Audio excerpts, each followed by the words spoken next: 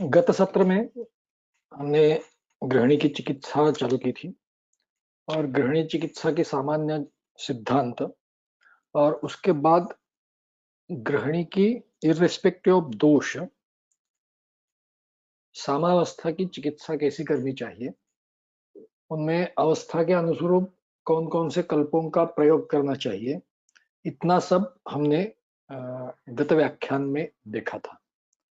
आज हम उसके आगे चालू करेंगे। तो उसके आगे क्या है? उसके आगे दोषानुरूप जो गृहिणी के भेद है, गृहिणी दोष के भेद है, उनकी चिकित्सा के बारे में वर्णन किया गया है। सो लेट्स स्टार्ट विथ वातज गृहिणी। ओके। अथ एनम परिपक्व आमम मारुत गृहिणी गदम दीपनीय युतम सर्पिः पाययेत अल्पशोभिषम किंचित संधुक्षिते तु अग्नौ सक्तविण्मूत्र मारुतम द्व्यहम त्र्यहम वा संस्नेह्य स्विन्नाभ्यक्तं निरूहयेत् ततः एरण्ड तैलेन सर्पिषा तैलवकेन वा सक्षारेण अनिले शान्ते स्रस्तदोषं विरेचयेत्।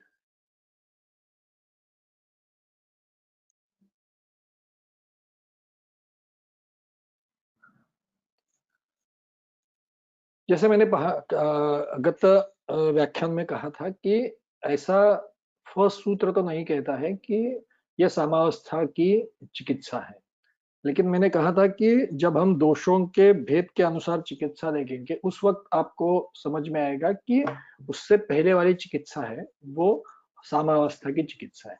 सो ये पहली पंक्ति है वो उसका उसका अनुमोदन करती है। अथ एनम परिपक्व आमम मारुत गृहिणी गतम। अथ एनम इस प्रकार से परिपक्व आमम, आम परिपक्व होने के बाद। ओके। अथ एनम परिपक्व आमम मारुत गृहिणी गदम। मारुत गृहिणी गद वातच गृहिणी रोग की चिकित्सा कैसी करनी चाहिए, इससे आगे का वर्णन उसका है। सो इट डेफिनेटली इंडिकेट्स कि उससे पहले वाली चिकित्सा जो है वो सामावस्था की चिकित्सा है। इसके आगे वाली जो चिकित्सा है वो निरामावस्था की चिकित्सा है। सो अथ एनम परिपक्व आमम मारुत गृहिणी गदम। उसके बाद पहले क्या करना चाहिए? दीपनीय युतम सर्पि पाययेत अल्पशोभिषम। सर्पि पायेत, सर्पि का पान करना चाहिए। कितना करना चाहिए? अल्पशः करना चाहिए।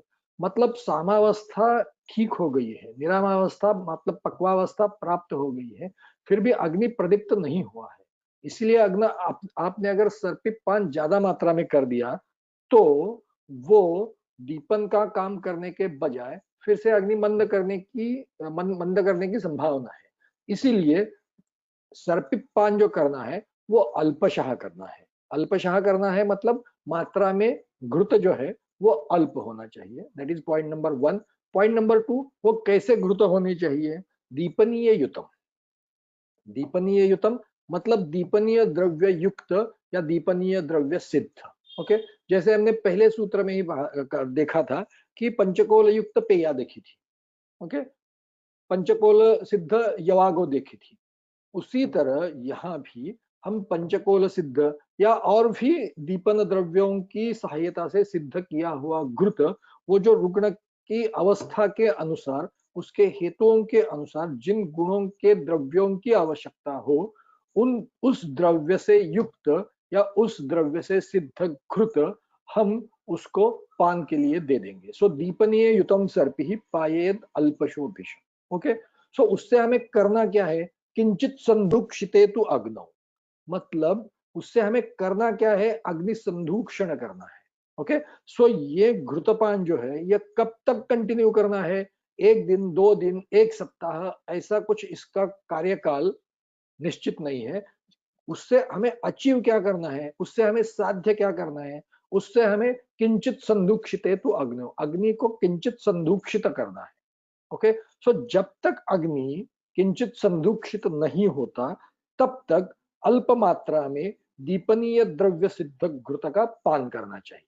ओके। सो किंचित संधुक्षिते तो अग्नो, now the condition has changed, अवस्था बदल गई, अग्नि दीप्त हो गया, किंचित संधुक्षित हो गया। ऐसी अगर स्थिति आ गई तो उसके बाद क्या देखना है?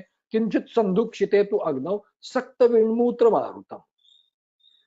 अग्नि प्रदीप्त होने के बाद भी विट, मारुत और मूत्र ये सक्त है। ओके, सक्त है मतलब क्या है? प्रसृत नहीं है, एडहियर है, चिपक गए हैं, ठीक तरह से बाहर प्रवर्तित नहीं हो रहे हैं।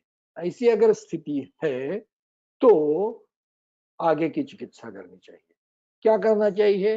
द्व्यहम त्र्यहम व संस्नेय, 2 या 3 दिन, द्व्यहम द्विअहम, ओके, 2 या 3 दिन संस्नेय, स्नेहन करने के बाद, ओके, मतलब 2 या 3 दिन तक स्नेहन करना चाहिए। ओके, तो कैसे स्नेहन करना चाहिए? क्योंकि अभी तो हमने स्नेह के लिए मतलब सर पे पान किया है, तो उसके बाद क्या करना चाहिए आगे हम उसके बारे में सोचेंगे। सो द्वयम त्रयम व संस्नेह मतलब सक्त विण्मूत्र मारुत यह अवस्था मिल गई तो 2 या 3 दिन स्नेहन करना चाहिए। उसके बाद स्विन्नाभ्यक्तम, स्विन्न अभ्यक्तम, अभ्यक्तम अभ्यंग करना, सर्वांग स्नेहन करना, स्वेदन करना। उसके बाद निरूह, ये मतलब निरूह, ये इसकी प्रधान चिकित्सा हो गई। किस अवस्था की? सक्त विण्मूत्र मारुतम, सक्त विण्मूत्र मारुत इस अवस्था की निरूह ये प्रधान चिकित्सा हो गई। और 2 या 3 दिन स्नेहन करना, स्वेदन करना, अभ्यंग करना, ये 3 उपक्रम उसके पूर्व कर्म हो गए। ओके, सो द्वयम त्रयम व संस्नेय स्विन्नाभ्यक्तम निरूहय। उसके बाद क्या करना चाहिए? ततः एरंड तैलेन सर्पिषा तैलवकेन वा सक्षारेण अनिले शांते स्रस्त दोषम विरेचेत। उससे विरेचन, उसके बाद विरेचन करना चाहिए। लेकिन उसके लिए कंडीशन क्या है? अनिले शांते स्रस्त दोषम, स्रस्त दोषम अनिले शांते, मतलब जो हम निरूह उपक्रम करने वाले हैं, निरूह उपक्रम से हमें साध्य क्या करना है? जो सक्त विण्मूत्र मारुत है वो स्रस्त करना है। दोष जो सक्त है, एडहियर है, उन्हें हमें स्रस्त करना है, मतलब उन्हें स्वयं प्रवृत्त करना है। ओके, अधप प्रवृत्त करना है। ओके, जब अधप प्रवृत्त दोष ऐसी अवस्था आ जाएगी तब क्या करना चाहिए? विरेचन करना चाहिए। किससे करना चाहिए? तथा एरंड तैलेन, एरंड तैल के साथ विरेचन कर सकते हैं। डेफिनेटली स्निग्ध विरेचन ही देंगे, क्योंकि क्या? वातज ग्रहणी दोष की हम चिकित्सा कर रहे हैं। सो ततः एरंड तैलेन सर्पिषा तैलवकेन वा, तैलवक सर्पी जो वातरोग अध्याय में वर्णित है। ओके, इसके साथ हम विरेचन करेंगे और उसमें मिलाएंगे क्या? सक्षारेण, उसमें मिलाना क्या है? क्षार मिलाना है। ओके, सक्षारेण अनिले शांते स्रस्त दोषम विरेचेत। मतलब क्या हो गया? निराम वातज ग्रहणी में पहले क्या करना है? अल्प मात्रा में दीपनीय द्रव्य युक्त सर्पिपान करना है। उसका ऑब्जेक्टिव क्या है? उससे साध्य क्या करना है? अल्प मात्रा में अग्नि संधूक्षण करना है। अग्नि संधूक्षण के बाद अगर सक्त विण्मूत्र वात है तो क्या करना चाहिए? स्नेहन करना चाहिए। अब मैंने आपको बता दिया कि निरूह ये इस अवस्था की चिकित्सा है। सो रादर, सॉरी, इससे आपको और एक बात का पता चल जाता है कि निरूह का प्रयोग कब करना चाहिए और विरेचन का प्रयोग कब करना चाहिए। मतलब निरूह उपक्रम का सिलेक्शन और विरेचन उपक्रम का सिलेक्शन हम कब करें? जब दोष सक्त हो तब निरूह का प्रयोग करना चाहिए, और जब दोष स्रस्त हो तो विरेचन का प्रयोग करना चाहिए।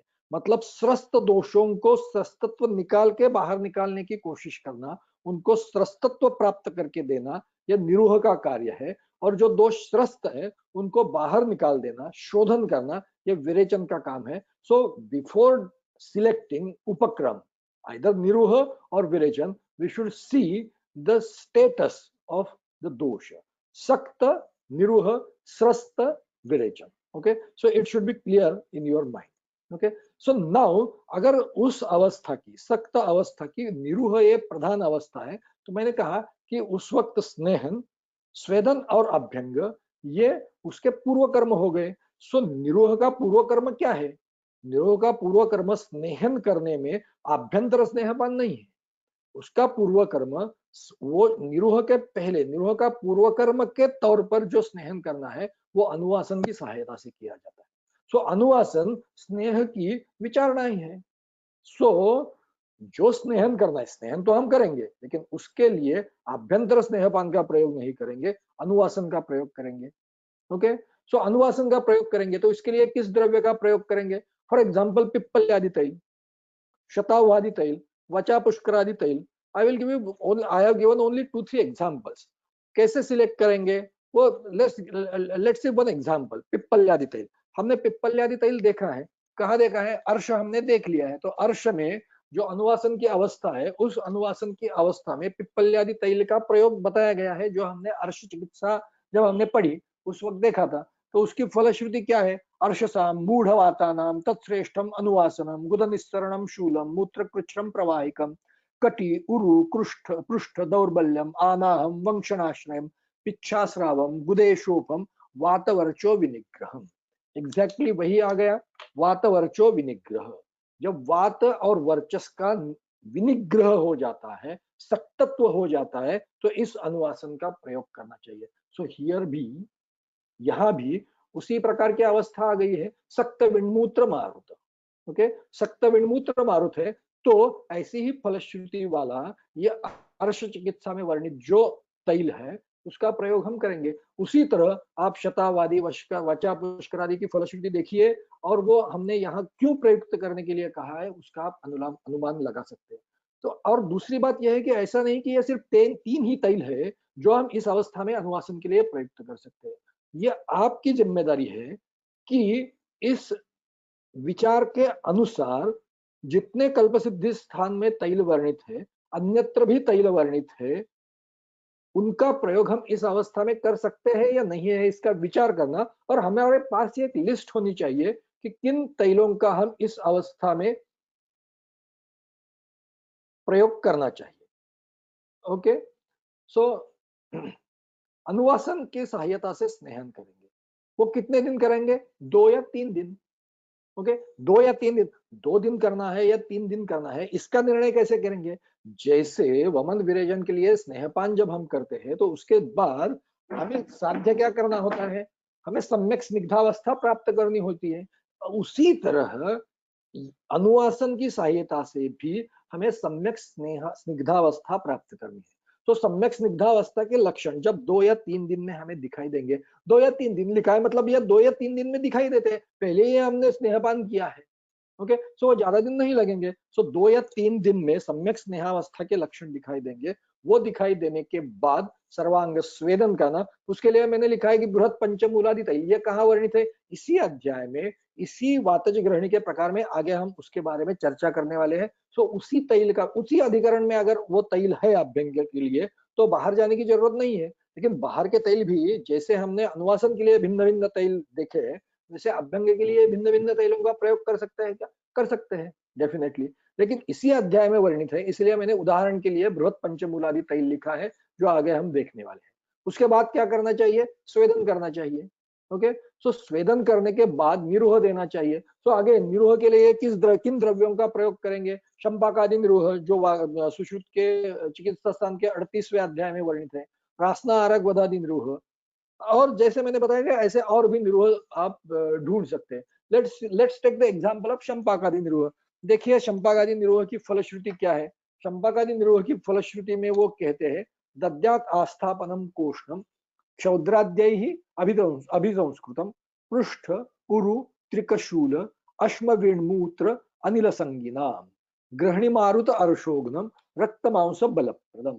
गृहिणी मारुत अर्शोग्नम, पहली बात है कि वो व्याधि प्रत्यनीक है। नंबर 2, किस अवस्था में यह प्रयुक्त करने के लिए कहा गया है? अश्म विण मूत्र अनिल संगीनाम। अश्म विट मूत्र और अनिल, इनका अगर संग है तो इस बस्ती का प्रयोग करना चाहिए। मतलब जो हमारी अवस्था है, जिस अवस्था के लिए हम निरोह का प्रयोग करने वाले हैं, वही अवस्था इस निरोह में भी आ गई। So we can, in such direction we can select so many niruha which are described in कल्पसिद्धिस्था। ओके, सो ये आपका काम है। इससे क्या करना है? जैसे हमने बताया कि हमें निरोह कब तक देना है? दोषों को स्रस्तत्व प्राप्त करना है, उनको स्रस्त नहीं होते। मतलब एक निरोह दे दिया,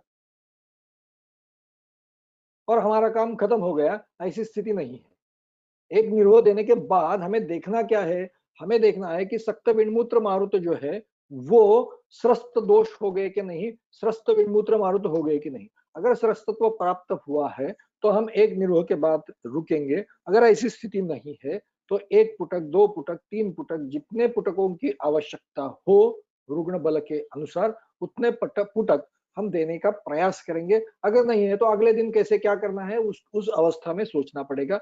लेकिन कहने का मतलब यह है कि हर उपक्रम के बाद किस अवस्था में उस उपक्रम को करना चाहिए और उस उपक्रम को कब तक करना चाहिए, मीन्स उस उपक्रम से हमें क्या अचीव करना है, ये क्लियर इंडिकेशन दिया गया है। ओके, सो उस उपक्रम का अनुसरण तब तक करना चाहिए जब तक उससे जो अपेक्षित है वो लाभ नहीं मिलता है। ओके, सो दोष स्रस्तत्व ये लाभ मिलने तक निरूह देते रहना। उसके बाद क्या करना है, विरेचन देना है। कब, जब स्रस्त दोष प्राप्त हो जाएंगे और वात शमन हो जाएगा। That is one more criteria कि जब वात शमन हो जाता है तो स्रस्त दोष और वात शमन ये जब हो जाता है तो उसके बाद एरंड तैल प्लस सैंधव या तैलवक सर्पी प्लस सैंधव, इसके साथ हमें विरेचन देना है। उसके बाद करना क्या है, हमने विरेचन दे दिया। विरेचन, अब विरेचन क्यों देना है, वातस्योपक्रमः स्नेहः स्वेदः संशोधनम मृदु। तो मृदु संशोधन करना ये वात की प्रधान चिकित्सा है, तो उसके अनुसार हम यहाँ भी विरेचन का प्रयोग करेंगे। उसके बाद क्या करना है, विरेचन कर दिया, विरेचन के बाद अवस्था बदल गई। कैसी अवस्था आ गई, शुद्ध रूक्षाशयम बद्ध वर्चस्कम च अनुवासयेत दीपनीय अम्लवातघ्न सिद्ध तैलेन तम ततः।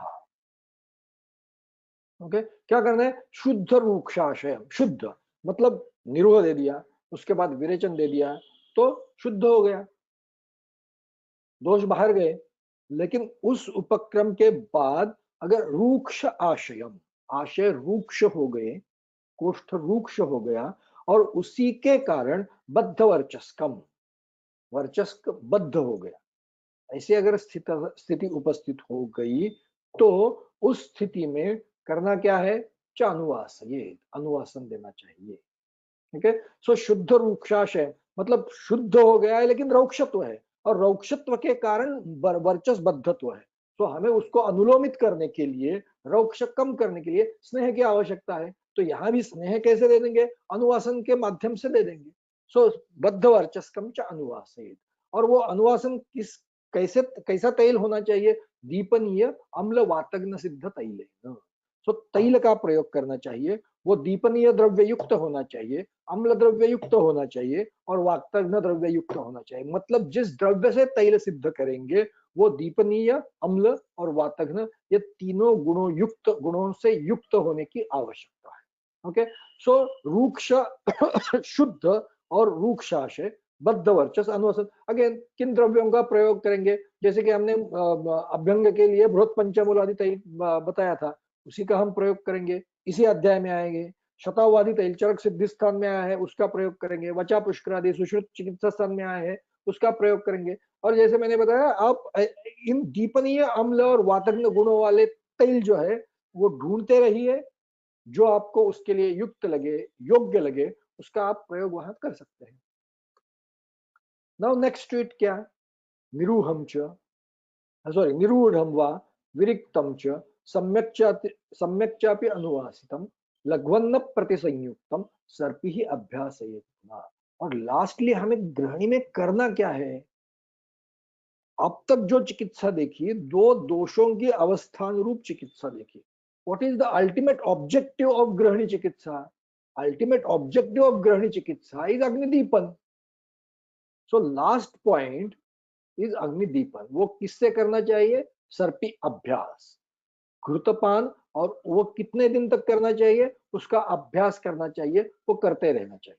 ओके, निरूढ़म च विरिक्तम च सम्यक च, तो सम्यक चापि अनुवासितम, निरूह दे दिया, विरेचन दे दिया, उसके बाद अनुवासन दे दिया, सब होने के बाद लघ्वन्न प्रतिसंयुक्तम। और वो सर्पी का अभ्यास कैसे करना चाहिए, लघ्वन्न प्रतिसंयुक्त, लघु अन्न के साथ। ओके, मतलब गुरु अन्न का प्रयोग करने की अनुमति नहीं दी है, लघु अन्न के साथ लघ्वन्न प्रतिसंयुक्तम सर्पि अभ्यासयेत पुनः। पुनः उस पुनः क्यों कहा गया है? क्योंकि पहले हमने सम्यक अल्प संदूषण करने के लिए सर्पिपान बताया है। सो अगेन आपको क्या करना चाहिए? सर्पिपान करना चाहिए। सो ये सब देखने के बाद हम वातज ग्रहणी की किस अवस्था में कैसे कैसे चिकित्सा करना चाहिए, ये हम इस चित्र में देखने की कोशिश करेंगे। तो पहले क्या करना चाहिए? दीपनीय सर्पिपान। उसके लिए क्या करना चाहिए? दीपनीय द्रव्य युक्त घृतपान, और उससे अचीव क्या करना चाहिए? सो अग्निदीप्ति, और वो भी कितनी? अल्प। ओके। उसके बाद अगर सक्त विणमूत्र मारुत है तो स्नेहन करना, उसके लिए अनुवासन का प्रयोग करना। उसके बाद अभ्यंग स्वेदन करना। उसके बाद निरूह देना। जो दोष सक्त है वो स्रस्त हो गए, उसके बाद विरेचन देना। विरेचन के बाद अगर रूक्ष और बद्ध वर्चस है, में रूक्ष आशय है और बद्ध वर्चस है, शोधन तो हो गया, तो उसके बाद अनुवासन करना। दूसरी पॉसिबिलिटी, शुद्ध हो गया लेकिन आशय इतना रूक्ष नहीं है, स्निग्ध तो नहीं होगा क्योंकि हम शोधन उपक्रम करने वाले हैं, तो उसके बाद थोड़ा बहुत तो रूक्ष तो आएगा, लेकिन अनुवासन देने योग्य इतना रूक्षत्व आशय को प्राप्त नहीं हुआ है। ऐसी अगर स्थिति है, इस उद्देश्य से मैंने स्निग्धाशय का शब्द, स्निग्धाशय शब्द का प्रयोग किया है, लेकिन वो स्निग्ध होगा ऐसा मेरा कहना नहीं है। So what will be the criteria? So criteria will be, in first अवस्था इट विल बी बद्ध वर्चस। अगर विरेचन के बाद बद्ध वर्चस है तो अनुवासन का प्रयोग करेंगे। अगर विरेचन के बाद शिथिल वर्चस है तो डायरेक्टली सर्पिपान करेंगे। ओके। सो अनुवासन देने के बाद जब आशय स्निग्ध हो जाएंगे तो स्निग्ध होने के बाद क्या करना है? सर्पी का अभ्यास करना चाहिए। उससे what will be the objective? अग्निदीप्ति will be the objective, which is final objective in the चिकित्सा ऑफ वातज ग्रहणी। So now come to right side. अगर सप्तविणमूत्र वात के बजाय सर्पिपान करने के बाद, अल्पशः अग्नि संदूषित होने के बाद अगर दोष रस्त ही है, ऐसी स्थिति है, तो सक्त विणमूत्र मारुत अवस्था में जो बताया गया अनुवासन, उसके बाद निरूह, ये जो उपक्रम है उनको हम स्किप कर सकते हैं, क्योंकि उससे हमें अचीव क्या करना है? दोषों का स्रस्तत्व प्राप्त करना है। अगर दोष स्रस्तावस्था में ही है तो directly we can go to विरेचन चिकित्सा। सो ये बीच वाले जो अनुवासन, अभ्यंग स्वेदन, निरूह है, इन उपक्रमों का त्याग करके, उनको ना करके हम डायरेक्टली विरेचन पर आ सकते हैं।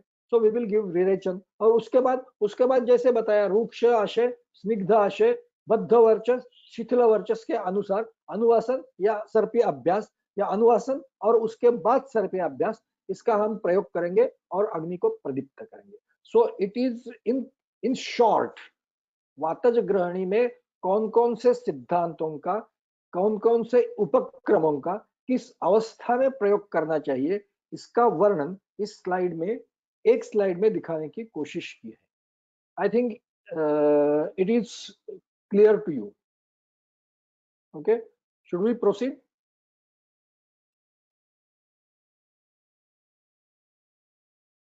सब सुन रहे हैं या सो गए हैं?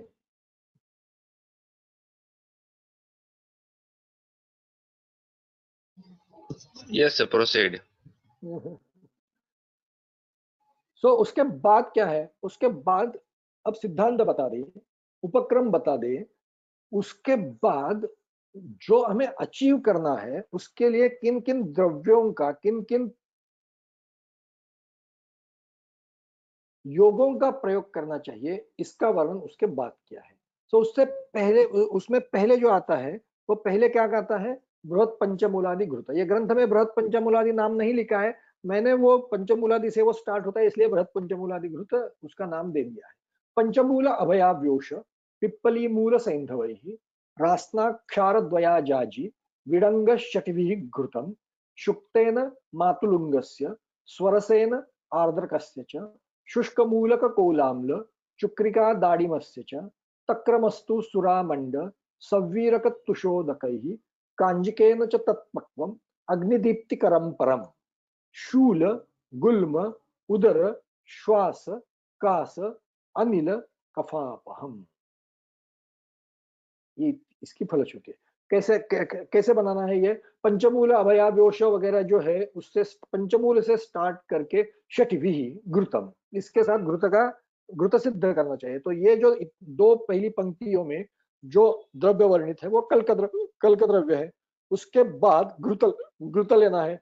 शुक्तेन मातुलुंगस्य वगैरह, शुक्तन से स्टार्ट करके कांजिकेन च तत्पक्वम, इतने सारे द्रव द्रव्यों का वर्णन यहाँ किया गया है।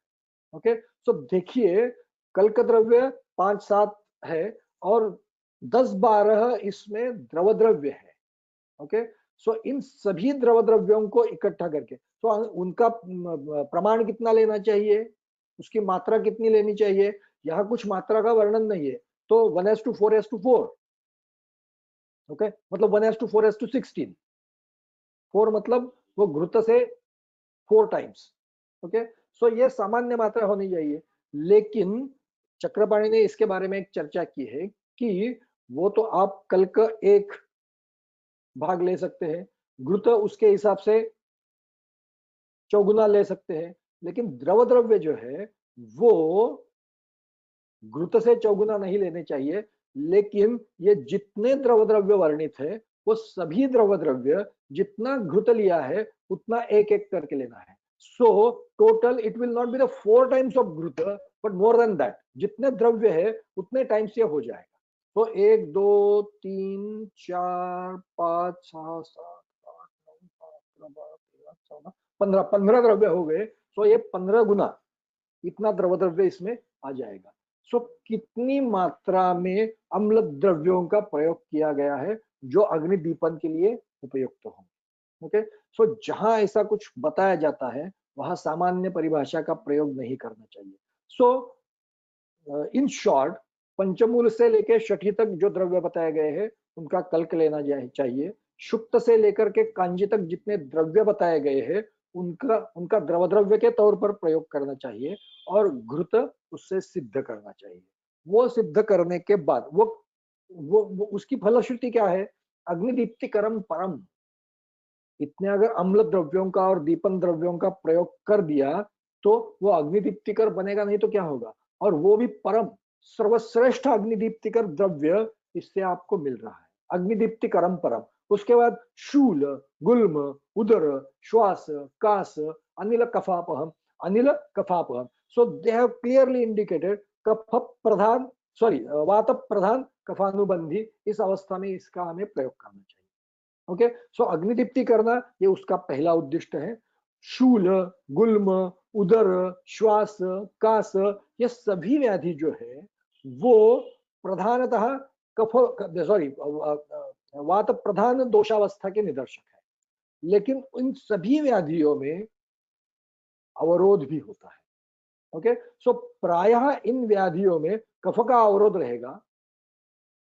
ऐसी अगर स्थिति है तो इस घृत का प्रयोग करना चाहिए। ओके, सो शूल में भी अवरोध होता है, गुल्म में भी, मतलब इन सभी व्याधियों में पहले वात प्रकोप होता है और बाद में संप्राप्ति में चलती रहती है तो किसी अवस्था में अवरोध आ जाता है। ओके, सो ऐसी अवस्था में हमें अवरोध का तो भेदन करना चाहिए, लेकिन वात, जब हम भेदन करेंगे तो अपतर्पण चिकित्सा हो जाएगी और उससे वात वृद्धि होने की शंका है। इसीलिए हम घृत का प्रयोग कर रहे हैं। ओके, सो घृत कल्पना और जो द्रव्य दिए गए हैं वो भेदन करने वाले। Okay, so it clearly indicates कि ये कफ का भेदन करेगा फिर भी वात वृद्धि नहीं करेगा। ओके, सो अग्निदीप्ति करम परम, सो किस अवस्था में इसका प्रयोग करना चाहिए? अग्नि प्रदीप्त करने के लिए इसका प्रयोग करना चाहिए। सो वात अगर रूक्ष, शीत, खर, स्निग्ध द्रव्य है और जो द्रव द्रव्य है वो भी प्रायः अम्ल है, सो वो भी स्निग्धता की ओर ही जा रहे हैं। ओके, सो इसीलिए वात रूक्ष गुण से, शीत गुण से और खर गुण से ज्यादा प्रकोपित हुआ है। कफ शीत और गुरु गुण से प्रकोपित हुआ है। ऐसी अगर स्थिति है तो हम इसका प्रयोग कर सकते हैं। दूष्य में आप देखिए, अब हमने अगर पूरी फलश्रुति देख ली तो शूल, गुल्म, उदर, श्वास, कास, ये सभी व्याधि जो है वो कोष्ठ संबद्ध व्याधि है।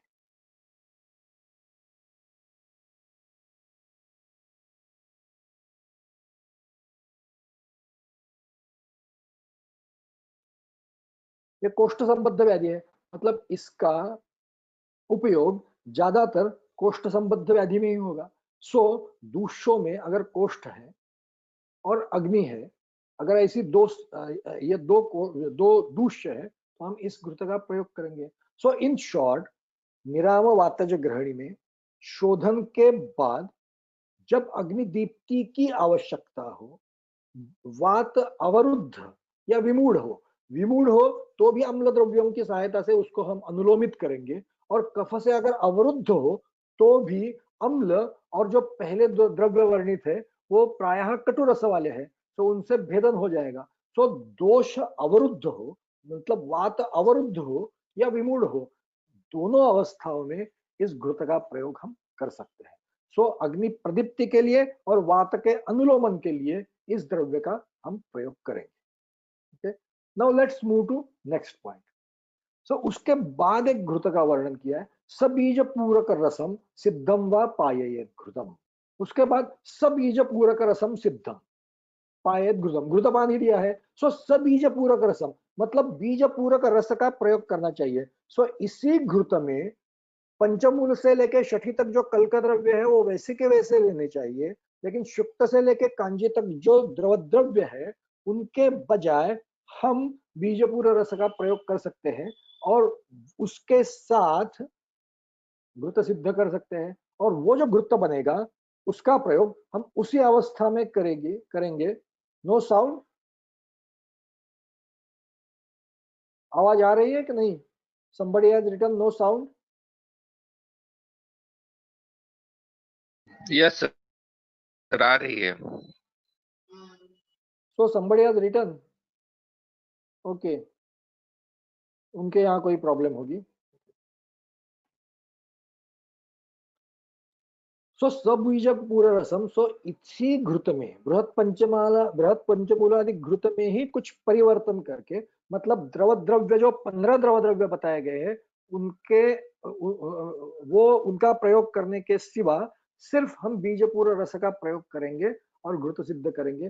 तो उसी अवस्था में उसका प्रयोग होगा, उसके लिए अन्य कोई अवस्था ढूंढने की आवश्यकता नहीं है। उसके बाद क्या कहा गया है, तैलम अभ्यंजनार्थम च सिद्धम एभिः च अनिलापम। जैसे मैंने बताया था कि जब हम सिद्धांत देख रहे थे वातज ग्रहणी के, तो अभ्यंग करना चाहिए। तो अभ्यंग करने के लिए कौन से तैल का प्रयोग करना चाहिए? तो बृहत पंचमूलादि तैल का प्रयोग करना चाहिए। तो आगे क्या कहा है, तैलम अभ्यंजनार्थम च, मतलब घृतपान करना है तो घृतपान के साथ साथ या उसके बाद अभ्यंग के लिए तैल का भी प्रयोग करना चाहिए। तो वो तैल वो किन द्रव्यों से सिद्ध होंगे? सिद्धिम एभिः च, एभिः च मतलब इन्हीं द्रव्यों के साथ तैल सिद्ध करना है और अभ्यंग के लिए उसका प्रयोग करना चाहिए। मतलब अभ्यंग भी जो करना है वो दीपनीय द्रव्यों से सिद्ध जो तैल है उससे अभ्यंग करने की आवश्यकता है। सो इसीलिए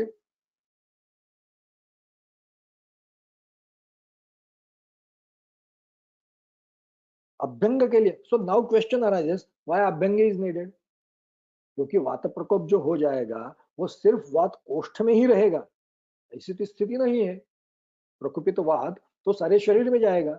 अगर ऐसी स्थिति है तो सार्वधायिक वात शमन के लिए सिर्फ घृतपान के बजाय या इन एडिशन टू घृतपान अगर हम अभ्यंग का प्रयोग करेंगे तो वात शांति, ये हमारा जो उद्दिष्ट है वो जल्दी से या ज्यादा अच्छी तरह से हम उस पर विजय पा सकेंगे।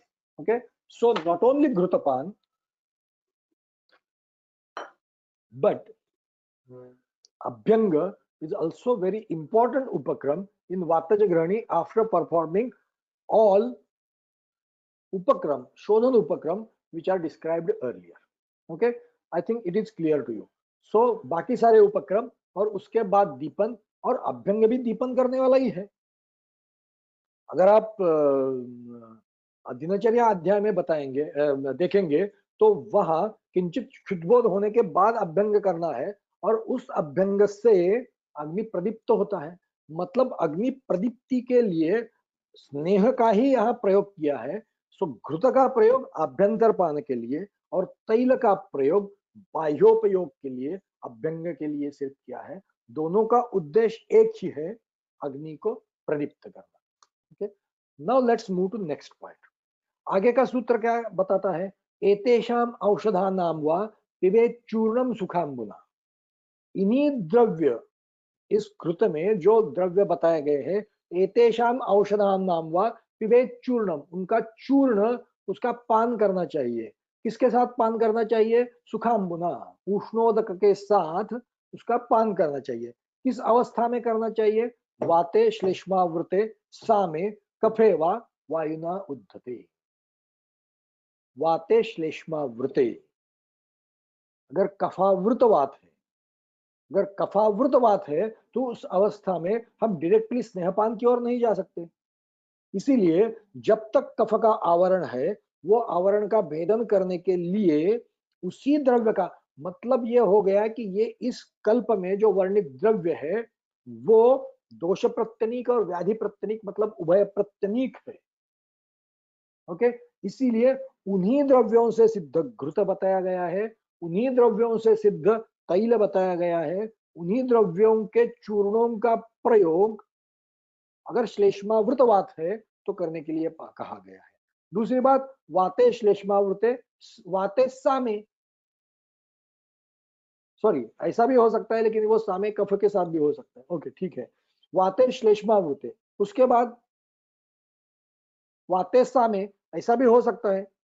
पहले तो हमने सामावस्था की चिकित्सा की है, लेकिन उसके बाद भी बीच में अगर अपथ्य के कारण फिर सामावस्था आ गई तो हम इस चूर्ण का प्रयोग कर सकते हैं, या पहले जो चूर्ण बताए गए हैं उनका प्रयोग कर सकते हैं, या सामे कफे। ओके, और अगर कफ साम है तो भी हम इसका प्रयोग कर सकते हैं। या कफ कैसा है? वायुना उद्धते कफे, वायु से कफ उद्धित है। उद्धित है मतलब क्या है? रेज्ड, लिफ्टेड, एनहांस्ड, इंटेंस, मतलब उसका कार्य जो है वो वायु के कारण उद्धृत हुआ है, ज्यादा उद्धत हुआ है, इंटेंस हुआ है। अगर ऐसी स्थिति है तो उस अवस्था में घृतपान के बजाय हम चूर्ण का प्रयोग करें। ओके, घृतपान के बजाय हम चूर्ण, मतलब सामावस्था में उद्धत कफ के कारण या कफ के आवरण के कारण जो अवस्थाएं उत्पन्न होती है, उस अवस्था में डायरेक्टली स्नेहपान नहीं करना चाहिए। उस अवस्था को जो द्रव्य वर्णित है घृत के लिए, उनकी उनके चूर्ण की सहायता से आवरण को भेदना चाहिए, कफ को संप्राप्ति से बाहर निकालना चाहिए, मतलब वो संप्राप्ति भंग उस अवस्था का करना चाहिए। और जब शुद्ध वात शेष रह जाएगा उस वक्त दीपन के लिए अगेन बृहत पंचमूलादि घृत का प्रयोग करना चाहिए। Okay, so I think it is clear to you. Now here finishes the Vataji Grahani Chikitsa. See, only one kalpa is described here. It is very important. Only one kalpa. Brihat Panchamuladi Ghruta, Brihat Panchamuladi Parivartita Ghruta, Brihat Panchamuladi Taila और बृहत पंचमूलादि चूर्ण। Okay, सो एक ही संयोग से पूरी की पूरी वातज ग्रहणी की चिकित्सा बताई गई है। इसका मतलब यह है कि यही द्रव्य इतना उपयुक्त है कि आप साध्य वातज ग्रहणी हो तो आपको दूसरे किसी द्रव्य की, दूसरे किसी संयोग की आवश्यकता नहीं है। Okay, so it should be very clear in your mind कि जब दूसरे किसी योग का वर्णन ही नहीं किया जाता है, सो दे आर वेरी कॉन्फिडेंट उस योग को इतनी बार, मतलब उसका सिद्धत्व इतना है कि उसका प्रयोग किया और साध्य ग्रहणी साध्य नहीं हुई, ऐसा होगा ही नहीं। ओके, इसीलिए सिर्फ एक द्रव्य का, मतलब इसीलिए इस योग का प्रयोग हम हमेशा हमारी चिकित्सा में करने की आवश्यकता है, क्योंकि इसके सिवा और किसी योग का वर्णन ही नहीं किया गया। नेक्स्ट स्टेज इज पित्तज ग्रहणी। Now let's move to next point. अग्नेः निर्वापकं पित्तम रेकेण वमनेन वा हत्वा तिक्तलघुग्राही दीपनैः अविदाहिवैः अन्नैः सन्धूक्षयेत् अग्निं चूर्णैः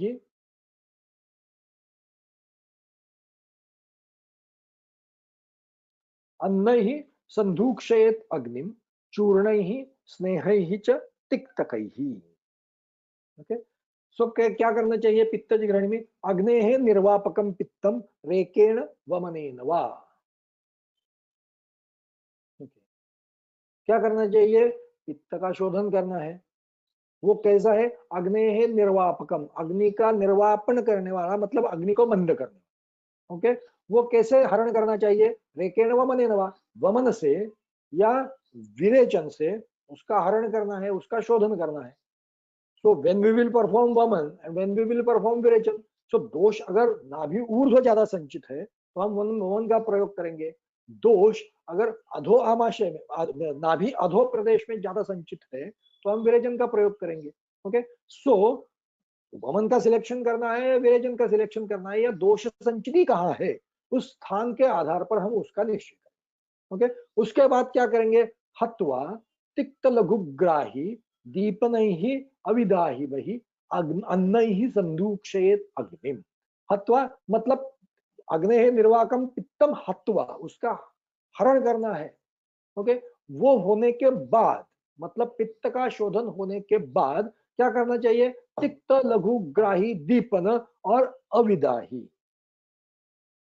ऐसे अन्न के साथ अग्नि का संदूक्षण करना चाहिए। ओके, मतलब ये संसर्जन क्रम की ओर भी जाता है और संसर्जन क्रम के बाद भी अग्निदीप्ति के लिए आहार का प्रयोग करना चाहिए। और वो आहार कैसे होना चाहिए? तिक्त लघु ग्राही दीपन और अविदाही होना चाहिए, मतलब ऐसे गुणयुक्त द्रव्यों को मिश्र करके अन्न देना चाहिए, वो सान्न औषध हो जाएगा। Okay, in addition to that संदूक्षेत अग्निम चूर्ण ही स्नेह ही च तिक्तक ही।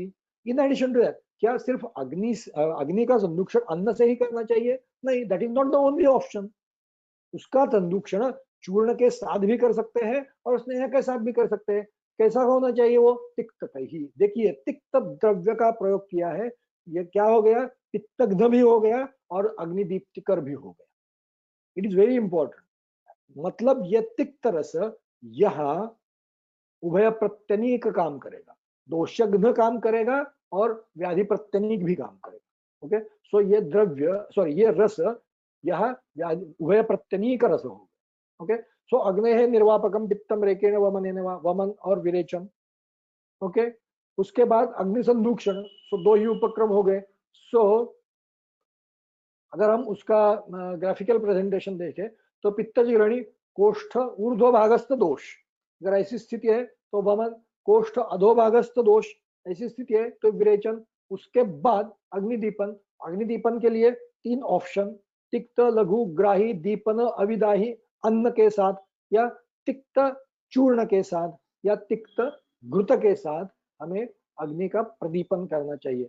सो दोषों का शोधन स्टेप नंबर 1, स्थान के अनुसार उपक्रम का चयन स्टेप नंबर 2, और शोधन होने के बाद अग्निदीपन स्टेप नंबर 3। सो एंटायर पित्तज ग्रहणी चिकित्सा has only 3 steps to remember. Okay, it is very important. Now let's move to next point. So उसके बाद इस सूत्र में क्या कहा गया है? इस सूत्र में संदूक्षेत अग्निम चूर्ण ही स्नेह ही च तिक्तक ही। So now it is their duty. So अग्नि संदूक्षण के लिए जो तिक्त चूर्ण है और तिक्त स्नेह है उनका वर्णन करें। ओके, सो उनका वर्णन अब चालू हो जाता है। सो पहला चूर्ण इस अधिकरण में, मतलब पित्तज ग्रहणी की चिकित्सा में, वातज ग्रहणी में एक ही योग बताया, लेकिन यहाँ 3 चूर्णों का वर्णन किया गया है। सो उनमें से पहला है पटोल निम्बादि चूर्ण। पटोल निम्ब त्रायंती तिक्ता तिक्तक परपटम कुटज त्वक्फलम मुर्वा मधुशिग्रु फलम वचा दार्वी त्वक् पद्मकोशीर यवानी मुस्त चंदनम सौराष्ट्री अतिविषाव्योष त्वक् एलापत्र दारुच चूर्णितम। मतलब ये इतने सारे द्रव्य जो है उनको एकत्र करना है और उनका चूर्ण करना है। तो चूर्णितम मधुना लेह्यम, उसका लेहन करना है। देखिए, पिछले अवस्था में हमने क्या देखा था? एतेषाम औषधाम व पिबेत चूर्णम सुखाम्बुना। उस चूर्ण का पान करने के लिए कहा गया था उष्णोदक के साथ, और यहाँ क्या बताया गया है? चूर्णितम मधुना लेह्यम। It is very important. Okay, so पित्तज अवस्था में लेहन करना है ये इंपॉर्टेंट है, और उस अवस्था में उसका पान करना है, that is also very important. Okay, so चूर्णितम मधुनालेयम पेयम मध्य ही जले नवा, और सेकेंड ऑप्शन उसका पान भी कर सकते हैं, किसके साथ? मध्य या जल के साथ उसका पान भी कर सकते हैं। ओके, सो अगर लेहन करने योग्य अवस्था है तो मधु के साथ करना है, और पान करने योग्य अवस्था है तो मध्य या जल के साथ उसका पान करना है। ओके, सो ये किस अवस्था में हमें प्रयुक्त करना है? तो इसकी फलश्रुति रुत्पांडु ग्रहणी ग्रहणी रोग गुल्म शूल अरुचित ज्वरान कामलाम सन्निपातम च मुख रोगांश्च नाशये। ये किस किस व्याधियों का हरण करता है? रुद्र रोग, पांडु रोग, ग्रहणी रोग इसी अध्याय में वर्णित है, गुल्म, ओके, शूल, अरुचि, ग्रहणी उद्भूत, ज्वर, ग्रहणी उद्भूत, कामला, ग्रहणी में उत्पन्न होगा या पित्तज ग्रहणी में अवस्था के तौर पर, उपद्रव के तौर पर निर्माण होगा। सन्निपातम च, सन्निपातम मतलब सन्निपातिक ग्रहणी की ओर यह निर्देश कर रहा है, मुख रोगांश्च नाशय, और मुख रोगों का हरण करता है। ओके, दो शब्द जो है शूल और मुख रोग, उनको मैंने हाईलाइट किया है। क्यों हाईलाइट किया है? आगे जब हम चूर्ण देखेंगे तो आपके ध्यान में आ जाएगा कि बाकी सारी जो फलश्रुति में वर्णित अवस्थाएं हैं, व्याधि है, वो बाकी के द्रव्यों में भी है, लेकिन शूल और मुख रोग ये दो शब्द, दो अवस्थाएं आगे वाले जो दो दो चूर्ण है उनमें वर्णित नहीं है। इसका मतलब ये कि ये चूर्ण पटोल निम्बादि चूर्ण पित्तज ग्रहणी में शूल प्रधान अवस्था है तो इसका प्रयोग करना चाहिए, और पित्तज ग्रहणी भूत मुख रोग उत्पन्न होते हैं। ये तो कॉमनली हमें प्रैक्टिस में दिखाई देता है कि ग्रहणी से संबद्ध रुग्ण, मतलब रुग्ण हमारे पास मुखपाक के लिए आते हैं, लेकिन उनकी हिस्ट्री लेने के बाद, उनको ठीक तरह से देखने के बाद पता चलता है कि वो ग्रहणी के पेशेंट है। सो ऐसी अवस्था में इस द्रव्य का प्रयोग हम कर सकते हैं। सो इन शॉर्ट हम अगर देखेंगे तो ये जो कॉम्बिनेशन है वो प्रायः तिक्त द्रव्य है, लेकिन उनमें कुछ द्रव्य है वो कषाय रस वाले हैं, और कुछ द्रव्य ऐसे हैं वो कटु रस वाले हैं। लेकिन ज्यादातर द्रव्य से राउंड अबाउट 80% ऑफ द द्रव्य आर ऑफ तिक्त रस, एंड 20% द्रव्य जो है वो कषाय और कटु रस वाले हैं। ओके, सो दोषों की अवस्था कैसी हो गई? जैसे हमने देख लिया कि सन्निपातम, और दूसरी बात वर्णित कहाँ है? पित्तज ग्रहणी में है, मतलब वो सन्निपात में काम करेगा, लेकिन पित्त प्रधान सन्निपात में काम करेगा। और रसों की बात अगर देखें तो उसमें तिक्त के साथ कटु और कषाय भी है, तो एक कफ के लिए भी योग्य द्रव्य होगा। इसीलिए पित्त कफ प्रधान अगर सन्निपात है, टू बी मोर स्पेसिफिक, पित्त सबसे ज्यादा वृद्ध है, उससे कम कफ वृद्ध है, और उससे कम वात वृद्ध है। ऐसी अगर स्थिति है इनकी दोषों की, तो उस सन्निपात में हम पटोल निम्बादि चूर्ण का प्रयोग कर सकते हैं। इन द्रव्यों का देखेंगे तो ज्यादातर द्रव्य जैसे मैंने बताया कि तिक्त रस वाले और शीत वीर्य वाले और रूक्ष है। ओके, इसीलिए पित्त जब द्रव, उष्ण, स्निग्ध, विस्र, सर इन गुणों से प्रकपित होगा, और कफ गुरु और मृत्स्न गुणों से प्रकपित होगा, तो इस चूर्ण का प्रयोग ज्यादा सफलतापूर्वक किया जा सकता है। मतलब तेज और आप प्रधान संप्राप्ति है, मतलब तेज पॉइंट प्रथम स्थान पर है और आप द्वितीय स्थान पर है। अगर ऐसी स्थिति है तो उस स्थिति में हम इस द्रव्य का प्रयोग कर सकते हैं। ओके, सो ज्यादातर द्रव्य तिक्त रस प्रधान मतलब शोषण करने वाले हैं, मतलब शैथिल्य या आप प्रधान अवरोधात्मक संप्राप्ति अगर ज्यादा है तो हम इस द्रव्य का प्रयोग कर सकते हैं। डेफिनेटली निरामा पित्तज ग्रहणी में इसका वर्णन है, तो डेफिनेटली निरामावस्था में इसका प्रयोग करना चाहिए, लेकिन थोड़ी सी सामावस्था हो तो भी इसका प्रयोग पूरी तरह से गलत नहीं होगा।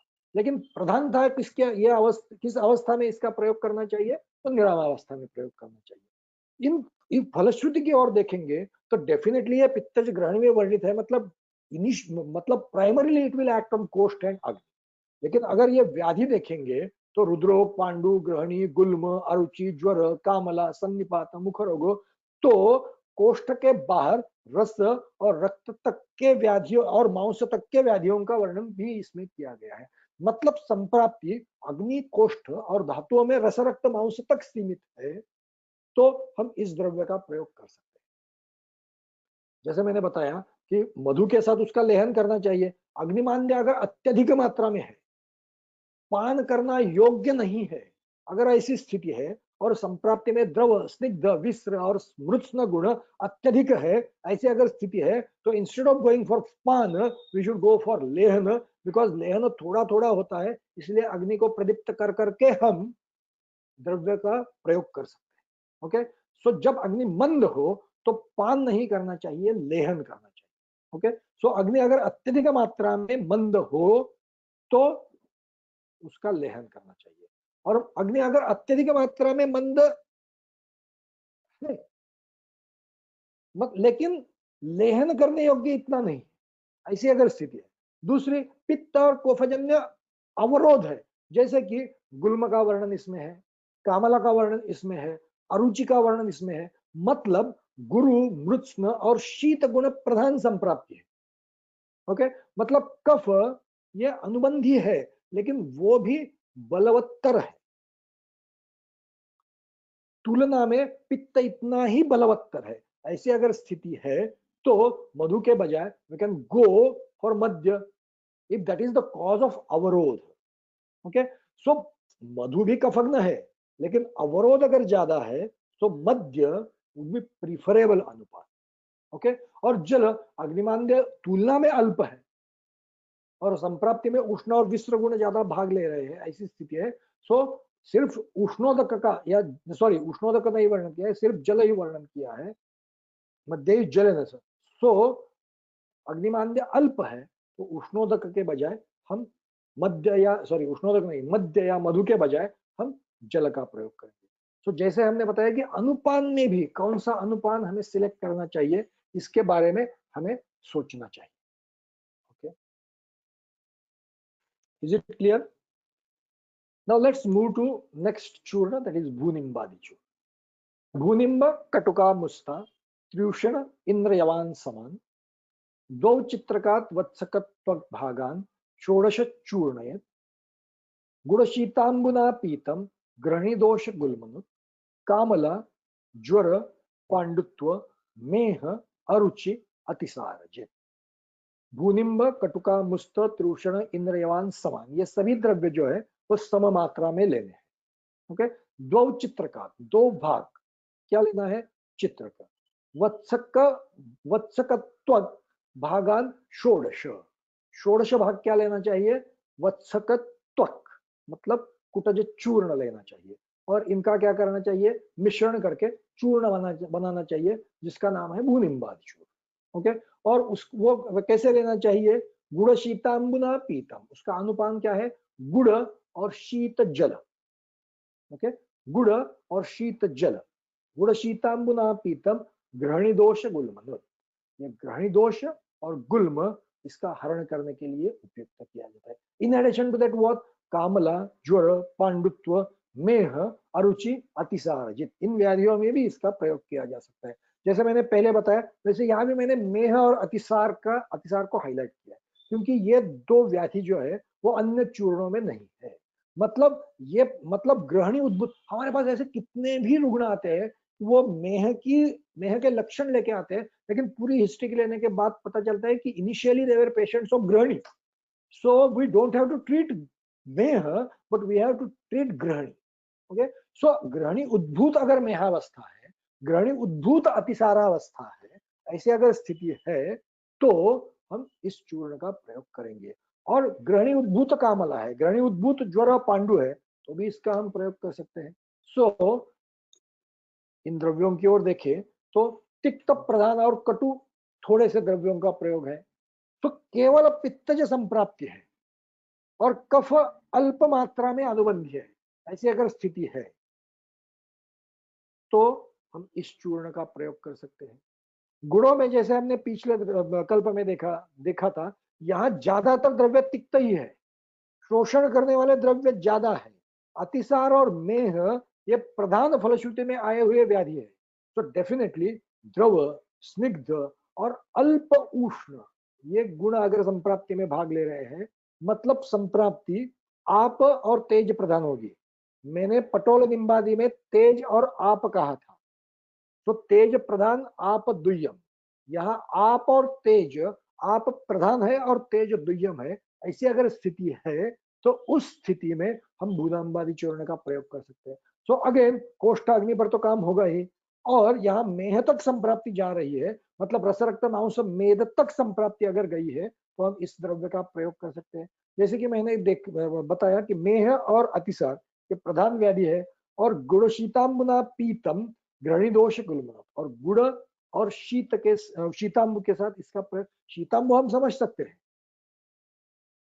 लेकिन गुड़ का प्रयोग इस कल्प के लिए क्यों किया है, इसका ठीक तरह से कारण हम अभी नहीं बता सकते। तो we should think over it, why गुड़ इज यूज्ड एज अनुपान हियर। ओके, सो गुड़ शीतांबु ना पीतम, ये उसका अनुपान है। So I think it should be clear to you. Next कल्प इज नागरादि चूर्ण। नागर अतिविषामुस्ता पाठा बिल्व रसांजनम कुटजत्वक फलम तिक्ता धातकी च कृतम रजः क्षौद्र तंडुलवारिभ्याम पैत्तिके गृहणी गदे प्रवाहिका अर्शो गुदरुक् रक्तोत्थानेषु च इष्यते। नागर अतिविषामुस्ता पाठा बिल्व रसांजनम कृतम रजः, मतलब ये सभी द्रव्य जो है वो समान मात्रा में लेना है, किसी की मात्रा के बारे में कुछ वर्णन नहीं। ओके, सो ये सभी द्रव्य जो है वो सम मात्रा में लेकर के उनका मिश्रण करना चाहिए और उसका चूर्ण करना चाहिए। वो क्षौद्र तंडुल वारिभ्याम पैत्य के ग्रहणेंगे दे। अनुपान कौन सा देना है? क्षौद्र और तंडुल वारिभ्याम।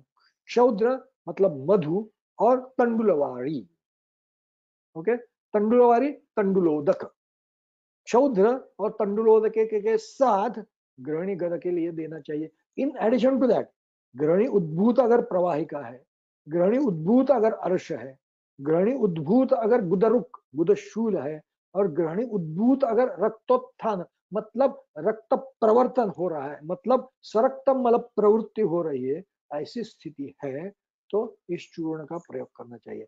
So main important indication of this चूर्ण इज रक्तोत्थान, मतलब सरक्त मल प्रवृत्ति, मतलब पित्त उष्ण गुण से अधिक प्रकोपित है, और या बीच में ऐसे कुछ हेतु हो गए जिनके कारण पित्त अत्यधिक बढ़ गया, और जैसे पित्तातिसार से रक्तातिसार हो जाता है, वैसे पित्तज ग्रहणी में रक्तातिसार जैसी रक्त प्रवर्तन की अवस्था उत्पन्न हो गई, तो उस अवस्था में पटोल निम्बादि या भूनिम्बादि चूर्ण के बजाय अगर हम नागरादि चूर्ण का प्रयोग करेंगे तो वो ज्यादा लाभप्रद होगा।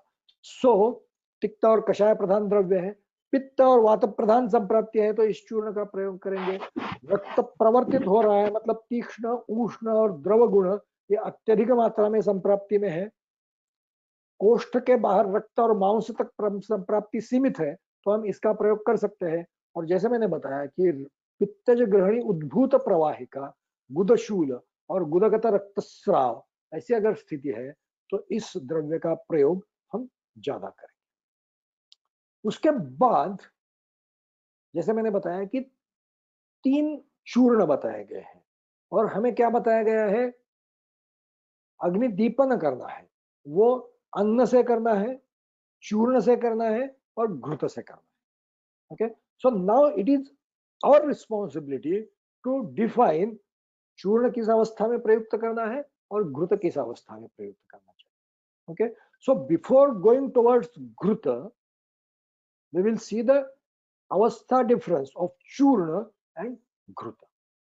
ओके, सो चूर्ण एंड घृत, सो चूर्ण भी निरामावस्था में भी प्रयुक्त करने के लिए कहा गया है, लेकिन उसमें थोड़ी सी सामावस्था हो तो भी हम उसका प्रयोग कर सकते हैं, लेकिन सामावस्था हो तो घृत का प्रयोग नहीं कर सकते। तो घृत के लिए पूर्णतः निरामावस्था की आवश्यकता है। चूर्ण इस बीच वाली अगर अवस्था है तो हम उसमें उसका प्रयोग कर सकते हैं। दूसरी बात, अग्नि अगर घृत का पचन करने के लिए योग्य है ही नहीं, उतना प्रदीप्त हुआ ही नहीं है, अगर ऐसी स्थिति है तो घृत का पान करना व्यर्थ है। इसीलिए चूर्ण का प्रयोग करके अग्नि को घृत का पचन करने के लिए योग्य बनाना है और उसके बाद घृत का पान करना चाहिए। सो घृत का पचन करने के लिए अक्षम अग्नि अगर हो तो चूर्ण का प्रयोग करना चाहिए, और घृत का पचन करने के लिए अग्नि सक्षम हो तो घृत का प्रयोग करना चाहिए। ओके, सो नेक्स्ट इट तेज और आप गुण प्रधान संप्राप्ति है।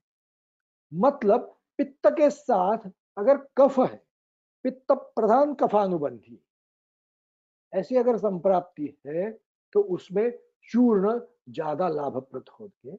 और तेज और वायु महाभूत संप्राप्ति मतलब पित्त के साथ अगर वात है, अनुबंधी रूप में वात है, अगर ऐसी स्थिति है तो घृत का प्रयोग ज्यादा लाभप्रद है। तो द्रव गुण प्रधान संप्राप्ति है तो चूर्ण का प्रयोग ज्यादा लाभप्रद रहेगा।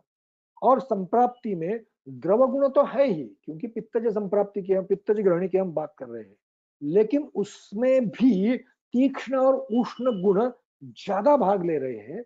और तीक्ष्ण और औष्ण के कारण, रादर औष्ण के कारण रूक्षत्व उत्पन्न हो गया है। ऐसी अगर स्थिति है, मतलब रूक्ष वात के कारण नहीं हो रहा है लेकिन पित्त के उष्ण गुण के कारण हो रहा है, ऐसी अगर स्थिति है, मतलब उष्ण गुण के कारण अप्यांश का शोषण हो रहा है और उसी के कारण रौक्ष उत्पन्न हो रहा है, ऐसी अगर स्थिति है तो उस अवस्था में it is better to select घृत देन चूर्ण।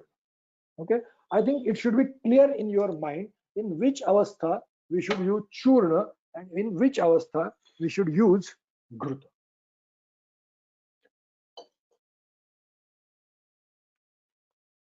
सो एक ही घृत का वर्णन किया है, उसका नाम है चंदनादि घृत।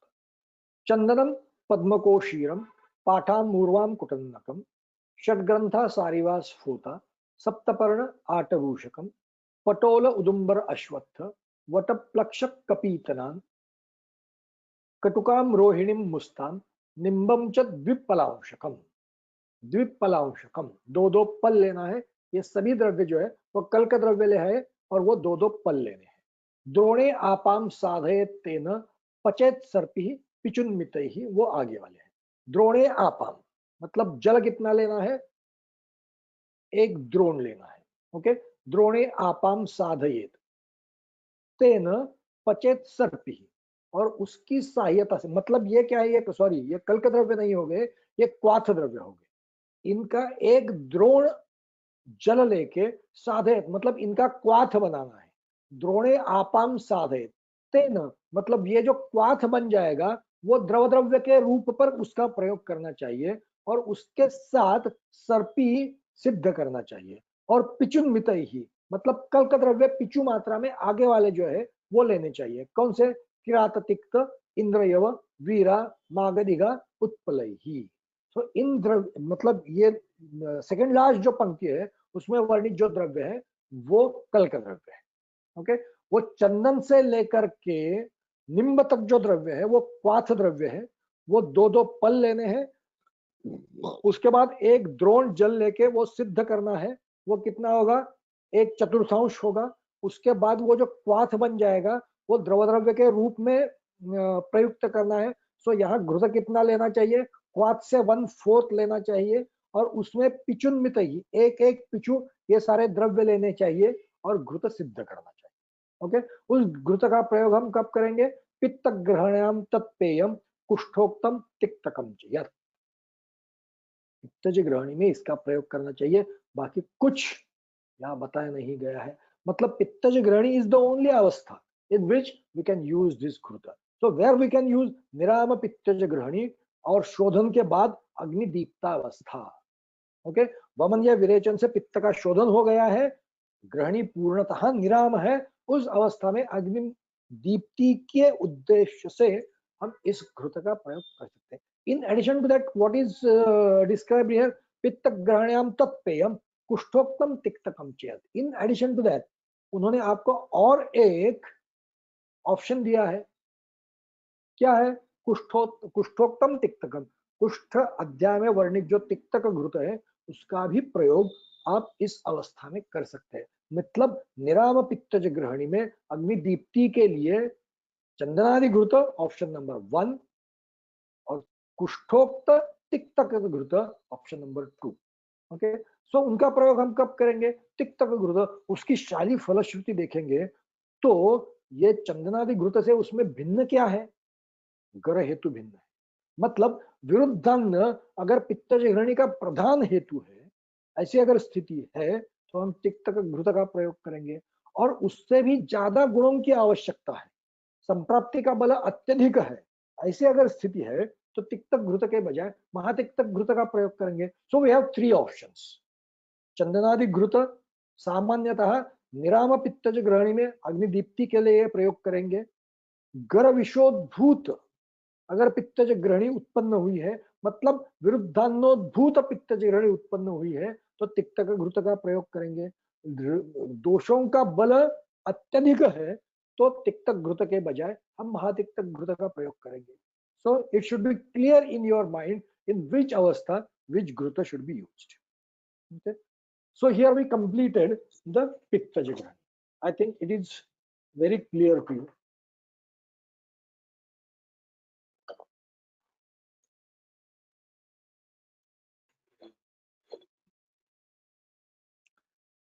So let's move to Kapha Jagrani.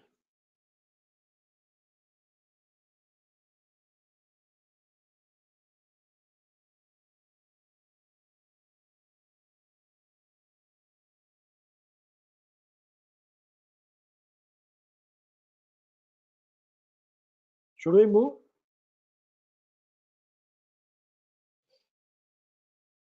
Okay. ग्रहण्यां श्लेष्मदुष्टायां तीक्ष्णैः प्रच्छर्दने कृते कट्वम्ल लवणक्षारैः क्रमात् अग्निं विवर्धयेत्। ग्रहण्यां श्लेष्मदुष्टायां, श्लेष्मदुष्ट गृहिणी है मतलब कफज गृहिणी, तो क्या करना है? तीक्ष्णैः प्रच्छर्दने कृते, तीक्ष्ण प्रच्छर्दन करने के बाद, मतलब फर्स्ट स्टेप क्या है? तीक्ष्ण प्रच्छर्दन। ओके, मतलब वमन करना है। वो कैसे करना है? तीक्ष्ण करना है, मृदु वगैरह कुछ नहीं करना है। मतलब द्रव्य तीक्ष्ण होने चाहिए और वमन भी बलवान होना चाहिए। लघु वमन वगैरह ऐसा यहाँ वर्णित नहीं है। तीक्ष्ण ही प्रच्छर्दने कृते, तो अगर तीक्ष्ण द्रव्य है तो वमन भी तीक्ष्ण ही होगा। सो ग्रहण्याम श्लेष्म दुष्टायाम तीक्ष्ण ही प्रच्छर्दने कृते कट्वम्ल लवण क्षार ही क्रमात् अग्निम विवर्धये। और उसके बाद क्या करना है? अग्नि का वर्धन करना चाहिए। सो दो ही स्टेप। स्टेप नंबर 1 शोधन, ऑप्शन फॉर शोधन ओनली वन। Which one? वमन। वो वमन कैसे होना चाहिए? तीक्ष्ण होना चाहिए। और उसके बाद क्रमात् अग्निम विवर्धयेत्, क्रमशः अग्नि का वर्धन करना चाहिए। किन द्रव्यों की सहायता से? कटु, अम्ल, लवण और क्षार। कटु, अम्ल, लवण रसयुक्त और क्षार, इन द्रव्यों की सहायता से अग्नि का वर्धन करना चाहिए। मतलब इसका इंडिकेशन संसर्जन क्रम की ओर भी जाता है।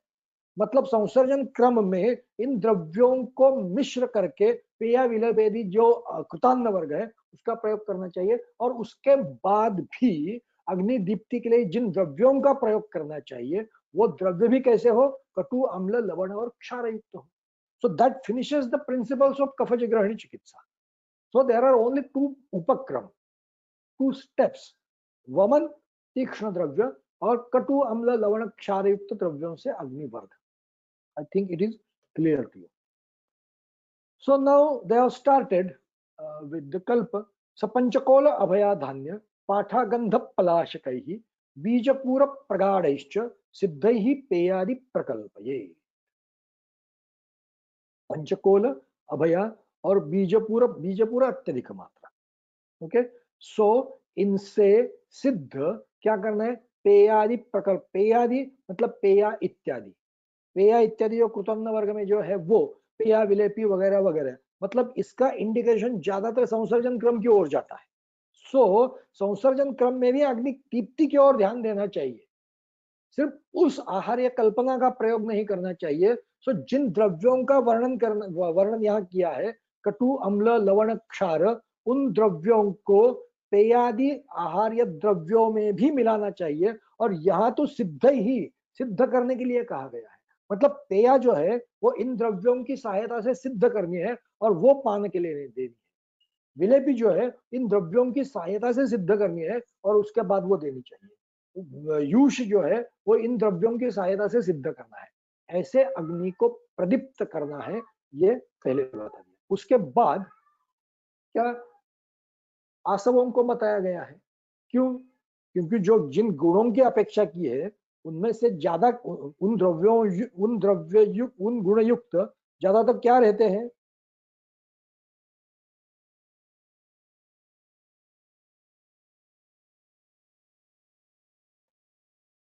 स्नेह पानोत्तर, सॉरी, हम उसके बारे में बाद में चर्चा करेंगे।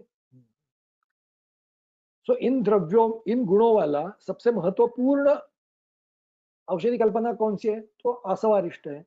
तो पहले उन्होंने आसवों का वर्णन किया है। सो फर्स्ट द्रव्य और फर्स्ट योग which is described in कफज ग्रहणी is मधुकास।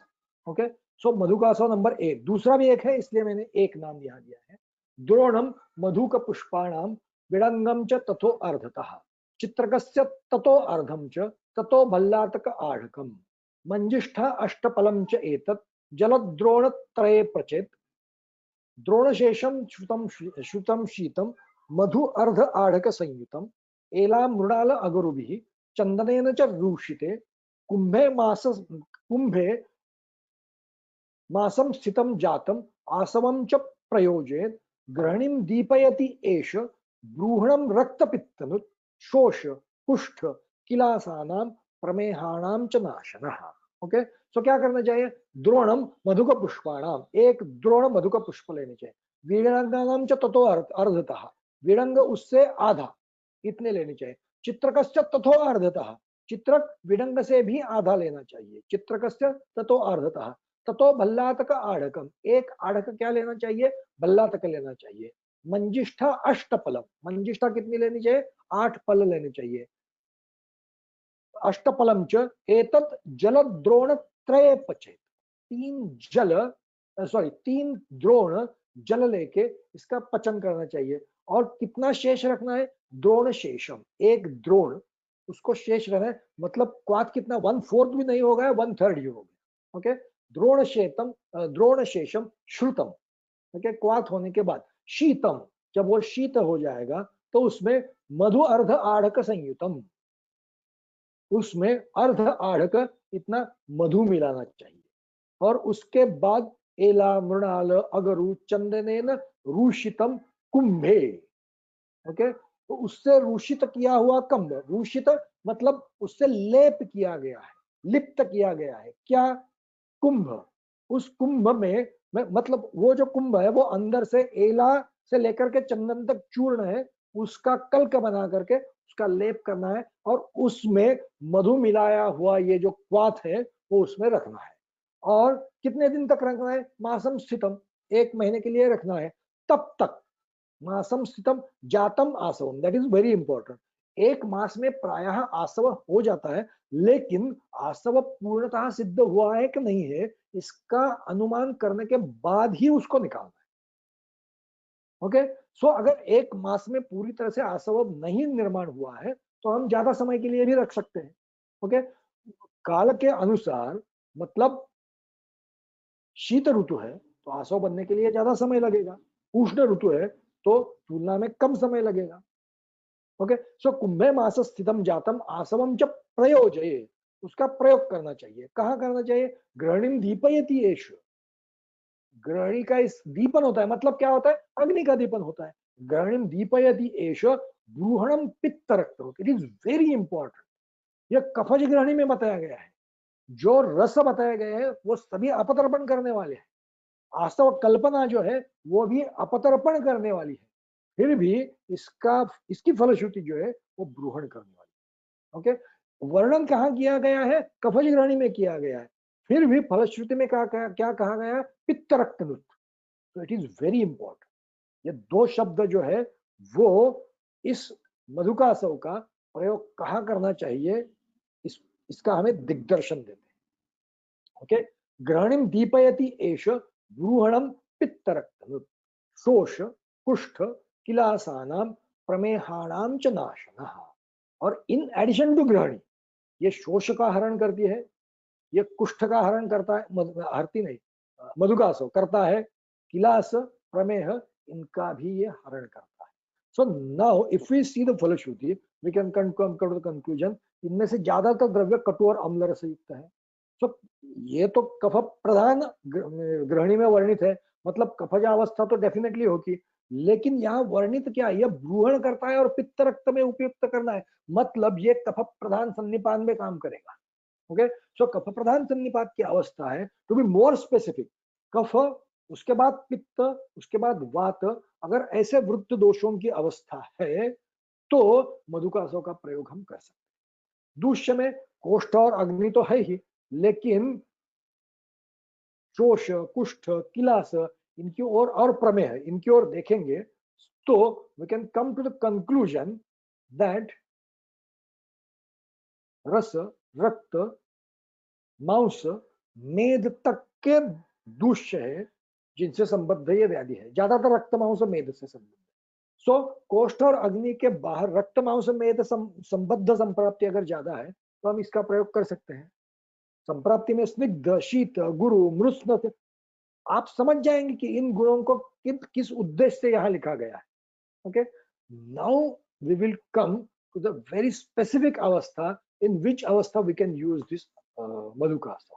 सो देखिए, ये कफज ग्रहणी में वर्णित है, तो प्राय ये संतर्पण अवस्था है, मतलब सॉरी संतर्पित व्याधि है। ओके, और जिन व्याधियों का वर्णन किया गया है वो सब भी संतर्पणोत्थ व्याधि है, और फलश्रुति में यह ब्रूहण करने वाला कल्प बताया गया है, मतलब जिन व्याधियों का वर्णन किया है वो संतर्पणोत्थ व्याधि है, सो डेफिनेटली उनमें अपतर्पण की अपेक्षा है। फिर भी ऐसे कल्प का वर्णन किया गया है जो ब्रूहण करने वाला है। ओके, अगर ऐसी स्थिति है तो we can come to the conclusion संतर्पणोत्थ व्याधि है। फॉर एग्जाम्पल मेह, उसका दीर्घ काल अनुवर्तन रहा है, दीर्घ काल तक प्रमेह रहा है, और उसके कारण रुग्ण अपतर्पित हुआ है, और वो अपतर्पित होने के कारण ब्रूहण की अवस्था उत्पन्न हो गई है। ऐसी अगर स्थिति है तो हम मधुकासव का प्रयोग करेंगे। सो इनिशियली संतर्पणोत्थ व्याधि, दीर्घ कालानुवर्तन ऑफ दैट पर्टिकुलर व्याधि, और उसके कारण मतलब दीर्घ काल उस व्याधि के अनुवर्तन के कारण रुग्ण का अपतर्पण हुआ है, ऐसी अगर स्थिति है तो ब्रूहण की अपेक्षा हो जाएगी। तो उस अवस्था में हम इसका प्रयोग करेंगे। Okay, it should be very clear in your mind. So now next is मधुकासव नंबर 2। ओके, सो मधुक पुष्प स्वरसम श्रुतम अर्धक्षयीकृतम क्षौद्रपात युतम शीतम पूर्ववत सन्निधापये तन पिबन ग्रहणी दोषान जयत सर्वान हिताशिनः। मधुक पुष्प स्वरसम, मधुक पुष्पों का स्वरस लेना चाहिए। श्रुतम अर्धक्षयीकृतम, उसका क्वाथ बनाना है, मतलब उसको श्रुत करना है, और वो कब तक श्रुत करना है? अर्धक्षयीकृतम, मतलब जितना स्वरस लिया है वो हाफ करना है। वो करने के बाद क्या करना है? क्षौद्र पादयुतम, वो जो बन जाएगा उससे पाद मतलब 1/4 उसमें क्षौद्र मिलाना है। कब? शीतम, शीत होने के बाद। और पूर्ववत सन्निधापयत, पूर्ववत उसको आसव बनाने के लिए रखना चाहिए। कैसे? एला मृणाल अगुरुभि चंदनेन रूषिते कुंभे मास स्थितम जातम आसवम च प्रयोजयत, मतलब इन द्रव्यों से लिप्त करके कुंभ में 1 मास तक आसव बनाने के लिए रखना है, और वो आसव बन जाने के बाद तत्पिबन ग्रहणी दोषान जयत सर्वान हिताशिना, इसका प्रयोग कफज ग्रहणी में बताया गया है। फिर भी ग्रहणी दोषान जयत सर्वान, सर्व ग्रहणी के लिए, मतलब कफज, वातज, पित्तज, सब ग्रहणियों के लिए इसका प्रयोग बताया गया है। मतलब ये भी सन्निपात के ओर जाता है, लेकिन कफ प्रधान सन्निपात की ओर जाता है। Okay, again it indicates it is most appropriate द्रव्य which will be called as व्याधि प्रत्यनीक द्रव्य। तो किसी भी ग्रहणी की अवस्था में अगर ये प्रयुक्त कर सकते हैं तो ये मोस्ट इंपॉर्टेंटली व्याधि प्रत्यनीक द्रव्य है। मतलब जो अवस्था हमने पहले इस मधुकासव में देखी, इसके बजाय अगर सिर्फ अग्निदीप्ति की अवस्था है, कफ प्रधान अन्य दोष अनुबंधी है, ऐसे अगर निपात की अवस्था है तो हम मधुकासव 2 का प्रयोग कर सकते हैं। उसके बाद क्या कहा गया है? इतने ही आसव है क्या? नहीं, अन्य आसवों का भी आप प्रयोग कर सकते हैं। कौन कौन के द्रव्यों से प्रयुक्त आसव, कौन कौन से द्रव्यों से निर्माण किए हुए आसवों का प्रयोग इस अवस्था में कर सकते हैं? तद्वत द्राक्षा इक्षु खरजूर स्वरसान आसुतान पिबेत। इसी तरह जिस तरह मधु का स्वरस, सॉरी, मधु का पुष्प स्वरस से आसव बनाया गया है, तद्वत उसी तरह द्राक्षा इक्षु खरजूर इनके स्वरसों से आसुत की प्रक्रिया करनी चाहिए। मतलब इनके स्वरस निकालने चाहिए, उनको 1/2 तक श्रुत करना है, उसके बाद उसमें क्षौद्र मिलाना है और चंदन आदि द्रव्यों से रूषित करके कुंभ में रखना है। और जब वो आसव बन जाएगा, आसुत बन जाएगा, तो उसका पान करना चाहिए। मतलब आपको सिर्फ 2 ही ऑप्शन नहीं दिए हैं, मधुकासव 1 और मधुकासव 2, लेकिन आपको द्राक्षा इक्षु और खरजूर इन द्रव्यों से भी आसव बनाने के लिए विधान किया। So now in short, in which अवस्था we can use such type of आसव? देखिए आसवों के गुण, दीपन, रोचन, ये दोनों गुणों की तो हमें गृहिणी में आवश्यकता होती है। तीक्ष्णोष्णम, कफज गृहिणी में है तो तीक्ष्ण द्रव्य की आवश्यकता है। उष्ण गुण अग्निदीप्ति के लिए आवश्यकता है। तुष्टि पुष्टिदम, गृहिणी के कारण धातु क्षीण हो जाते हैं तो तुष्टि और पुष्टि इनकी आवश्यकता होती है। रूक्षम सूक्ष्मम स्रोतो विशोधनम, अगर सारे शरीर में दोषों का प्रवाह ठीक तरह से रखना है तो स्रोतशोधन की आवश्यकता है। तो गृहिणी की सभी जो आवश्यकता है वो आसव कल्पना से पूरी हो जाती है। तो गृहिणी में युक्तिपूर्वक अगर हम आसवों का प्रयोग करें तो हम अग्निदीप्ति ज्यादा अच्छी तरह से कर सकेंगे। ऐसा हम इस फलश्रुति के बाद कह सकते हैं। सो वातश्लेष्म हरम युक्त्या, वो वातग्न और पातग्न युक्तिपूर्वक किया जा सकता है। अन्य आसव जैसे हमने देख लिया, ये 3 है। सो इनका प्रयोग हम कैसे कर सकते हैं? मार्दविक की अगर फलश्रुति देखेंगे, मार्दविकम लेखनम वृद्धम नात्युष्णम मधुरम सरम न अति उष्ण, मतलब कफ प्रधान में भी अगर पित्तानुबंधी है, जब ज्यादा उष्ण द्रव्य की आवश्यकता नहीं है, तो उस वक्त मधुकासव 1 या 2 के बजाय हम मार्दविकासव का प्रयोग कर सकते हैं।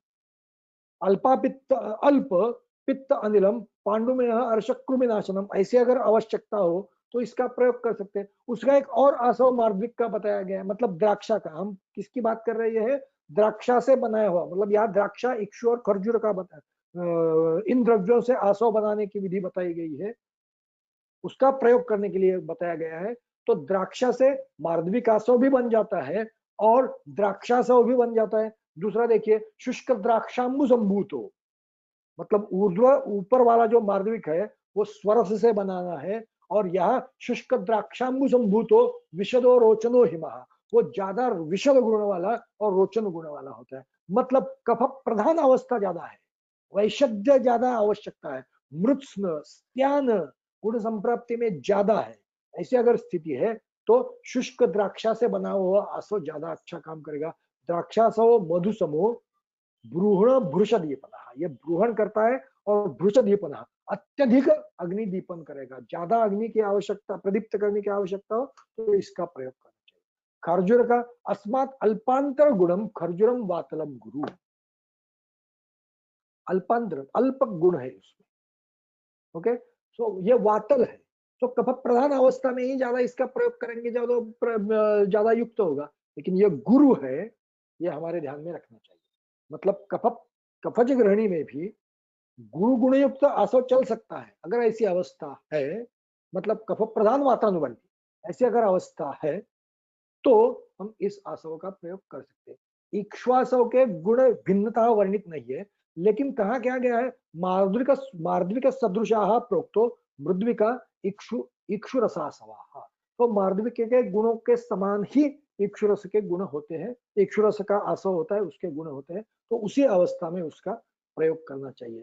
सो इन शॉर्ट, आसव के सामान्य गुण जिसके कारण हम यहाँ उसका प्रयोग कर सकते हैं, समासात आसवो वृद्ध्यो वातलः स्व औषध अनुगः, मतलब जिन जिन द्रव्यों से हम आसव सिद्ध कर रहे हैं उन द्रव्यों के गुण देखने चाहिए, और उन द्रव्यों के गुण उसके आसव में भी आ जाते हैं। इन एडिशन टू दैट, आसव ये वृद्ध होते हैं और वातल होते हैं। ओके, सो जिनके बारे में वर्णन नहीं किया गया है, द्राक्षा, इक्षु, खर्जर, तो इनके गुण गुण देखने चाहिए, और उसके आधार पर उससे सिद्ध हुआ आसव जो है उसके द्रव्य, उसके गुणों का अनुमान करना चाहिए। So here we will stop for today. So आसव तक हमने कंप्लीट किया है, उसके बाद जो क्षारों का वर्णन है, so in next lecture we will start with क्षार।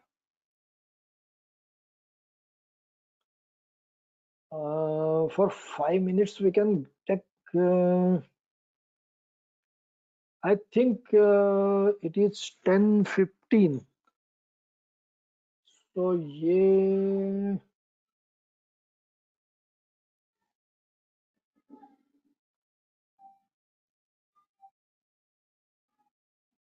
कितनी शंकाएं हैं। बृहत पंचमालादि घृत इंडिकेटेड इन जातोदकावस्था, बृहत पंचमूलादि घृत जातोदकावस्था में ऐसा कहाँ लिखा है?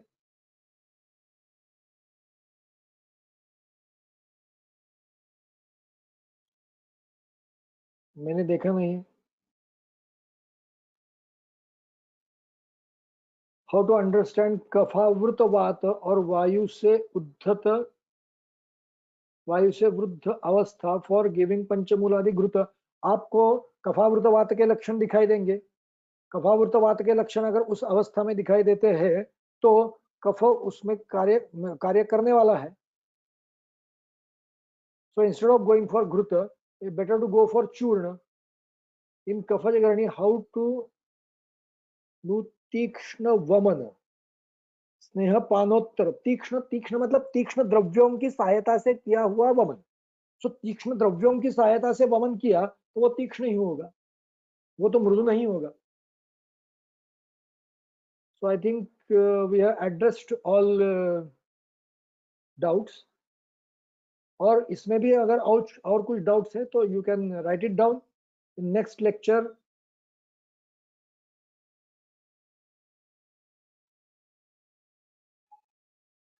साध्य और complete means,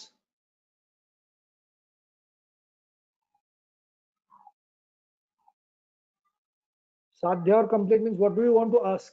I'm not getting what you want to ask.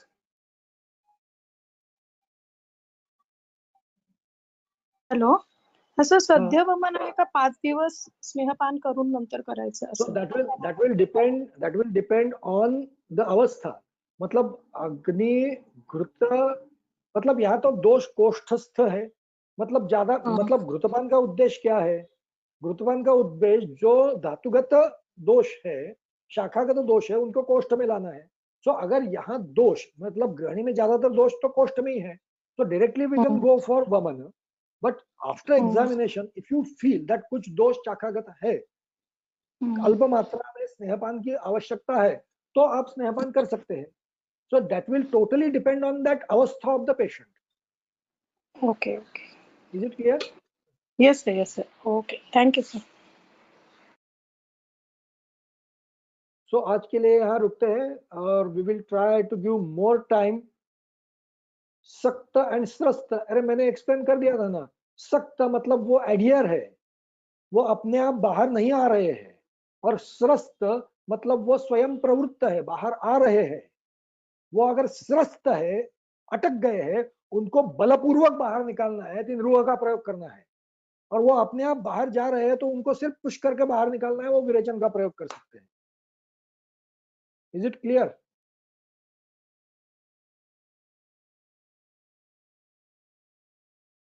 So we will stop for today. और शायद अगर आप सबको सुविधा हो तो हम कोशिश करेंगे कि रविवार को अगर थोड़ा ज्यादा समय देकर के भी हम इस अध्याय को कंप्लीट करने की कोशिश करेंगे. You should write on your groups whether you are available for more time or not. If available, then we will try to finish this adhyay on Sunday. Otherwise, we will have to take one more lecture. Okay.